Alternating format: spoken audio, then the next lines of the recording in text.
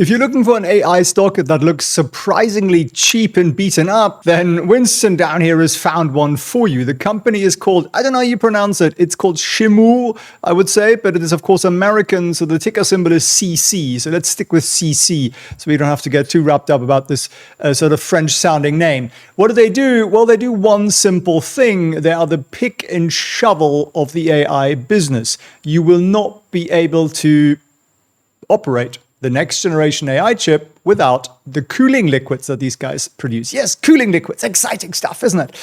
Now, they produce very specialized cooling fluids that are used for two-phase, direct-to-chip, and immersion cooling. And you might want to write that down. Two-phase, direct-to-chip, and immersion cooling. Why is that important? Because two-phase direct-to-chip cooling, and I'll put a chart on the screen for you here, you see if we can make this a little bit bigger, is what we need to run the next generation of NVIDIA Rubin chip, which is coming out 2026. That's two-phase liquid to chip. For the Rubin Ultra and beyond, we need two-phase immersion cooling, and you need very, very specialized fluids for that. We don't need to go into the sort of chemical side of things. I don't think that makes anything any better, except to know that this is required. So why is this company flying under the radar? Well, people don't usually look at like cooling liquid manufacturers, right? And it's not something that they just came up with. They've been doing this for a while. They have partnerships with other people in the space who build cooling infrastructure for AI companies. And they very interestingly just announced on June 10th, a new hire, the appointment of Nathan Blom as vice president of its liquid cooling portfolio. Exciting job. But he has data center experience, and he says liquid cooling is not just the future of the data center industry, it is now the present reality for all those involved in designing and constructing data centers, both at large scale and the edge. And where did he come from? Lenovo. Remember the laptop manufacturer, HP as well, where he was involved in data center division. So they are really pushing for this. Wall Street doesn't seem to have really paid attention to this yet. And it is apparently, according to UBS, those smart Swissy bankers with the gold stash under their desks, it is not priced in. Now, this is, of course, not financial advice. I'm not telling you to run out and buy this. What I'm saying to you, here's an opportunity that you might want to look at. You might want to investigate it with your set of rules of when and how you buy stocks and your risk management. And as always, with speculative plays, appropriate position sizing. If you do all of those things, you're very, very, very less likely to lose a lot of money, whereas everybody else just jumps in on stuff and then doesn't really know why they're in it, they tend to lose money. So the whole purpose of this community and this channel here isn't to give you like the one stock pick, but it's the one thing that makes people click on it. So yes, we're both guilty as charged on that front. But my hope is that I'm showing you a little bit about the structure and the rule book. So let me show you a little bit about the rule book, and I'm opening up the chart here for CC in TradeVision.io, which is the platform that we built to give you the best data there is available. And what do you see? Well, sort of ziggity-zagged, right? And if you were to draw a line that connects the recent highs here, your line would be approximately that way. We've exceeded it, right? Now, you could draw a little bit more of a conservative line. You could say, well, I want to exceed that high. You've done that too. So the other yellow line on the chart here, and I shall delete my previous one to make this a little bit more clear, is that one, right? And what is that one? That is the 50-day moving average line. And I've got that toggled on down here in my indicators. And that is just bottomed out, and it's starting to kind of curl back up, right? That's generally speaking sort of the inversion point of a stock. Now, it is very early, and I'm going to be very clear with that. This is an early, maybe added to the watch list kind of a play, because to buy at this point, below that line there, which is that purple line, yes, these glasses make everything look a different color, that's the 150 moving average line. Investors should very rarely buy below it.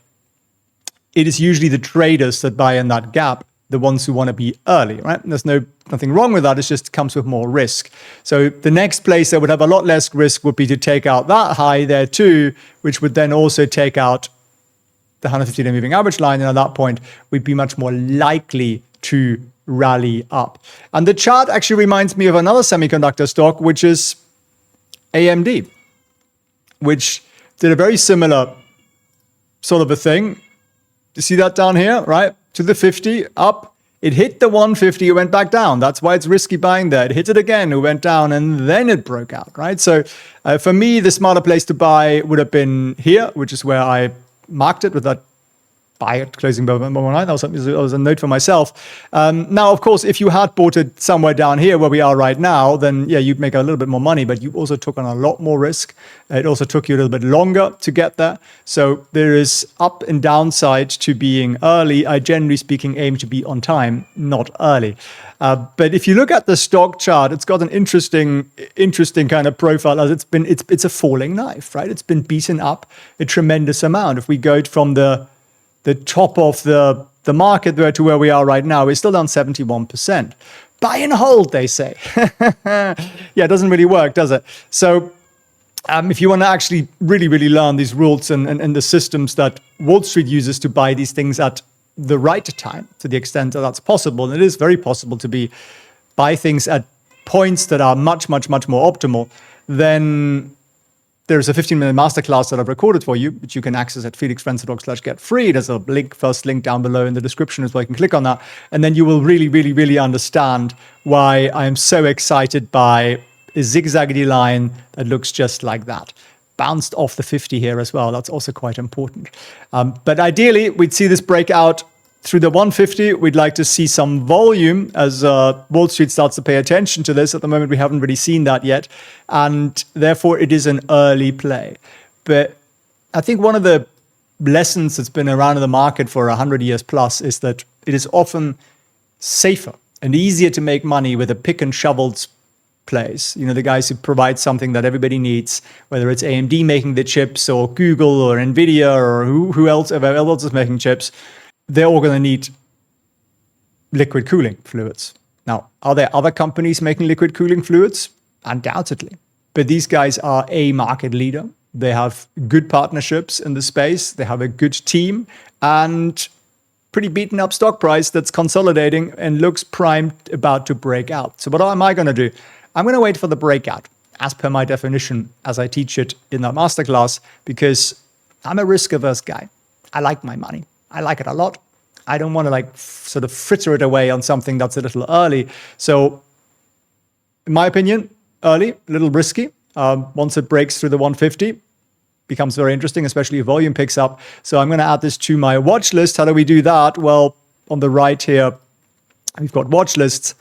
And I've got one for semis, for example. So I literally just click on the plus symbol there, and then it's now added to that list, and then I've got that on there.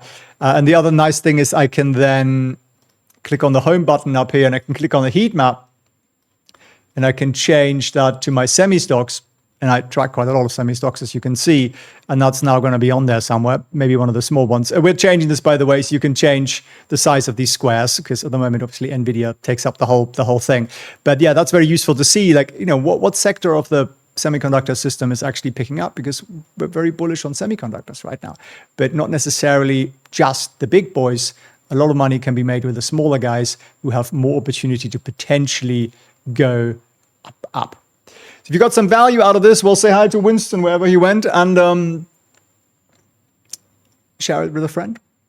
I wish you all the best. The One Big Beautiful Bill Act is now law. It extends the 2017 tax cuts and the Jobs Act, and there are certain stocks that are likely to benefit. So I've combined here my insight from the actual bill's provision, including the tax incentives for domestic investments and how they will drive stock buybacks.